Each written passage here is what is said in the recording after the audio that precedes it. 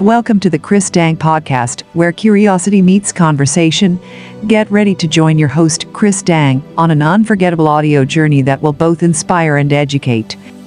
With each episode, Chris will engage with a diverse range of guests, from renowned experts to everyday individuals, all united by their fascinating stories and unique insights.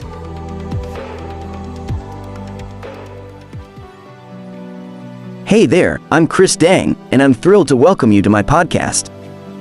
As a passionate learner and explorer, I'm constantly seeking out new perspectives, ideas, and experiences. And that's exactly what I want to bring to you through these captivating conversations. In this podcast, we'll delve into an array of topics, from entrepreneurship and technology to personal growth and well-being.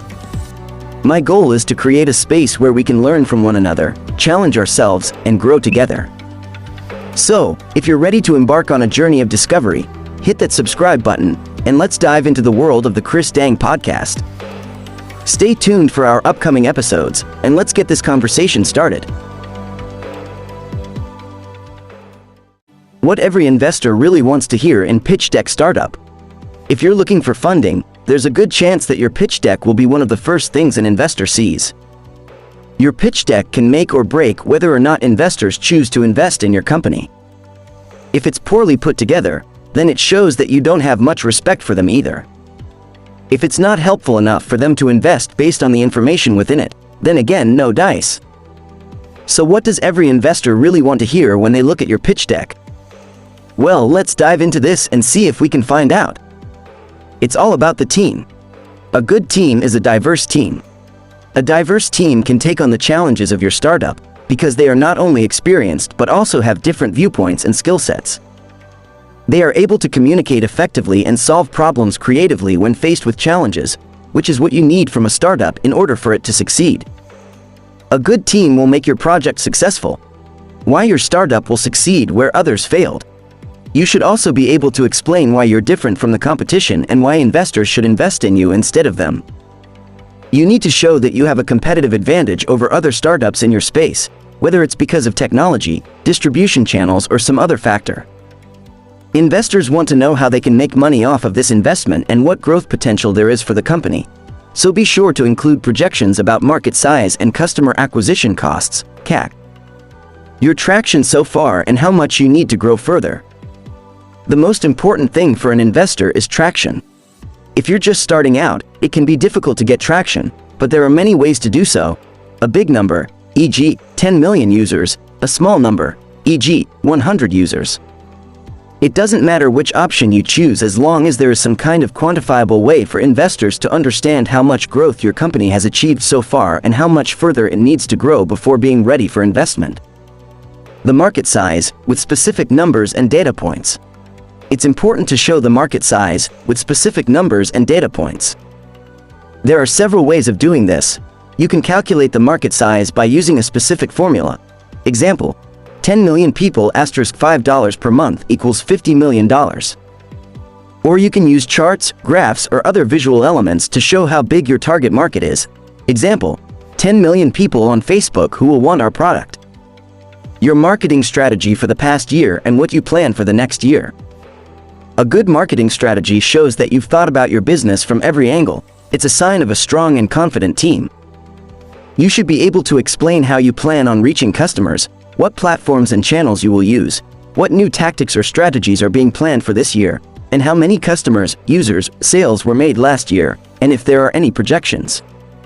When writing up your marketing strategy, make sure it's detailed but concise enough so that investors can easily understand it without getting bored by too much information overload. Your funding needs and why those are the exact amount that you need. In order to make your pitch as compelling as possible, it's important that you make sure your funding needs and why those are the exact amount that you need. One of the biggest mistakes entrepreneurs make is asking for too much money. When an entrepreneur comes in with a massive ask, it can be off-putting to investors who might think, this company isn't ready for this much money. Or worse yet, I'm not sure if this company needs $2 million or not because they haven't told me yet.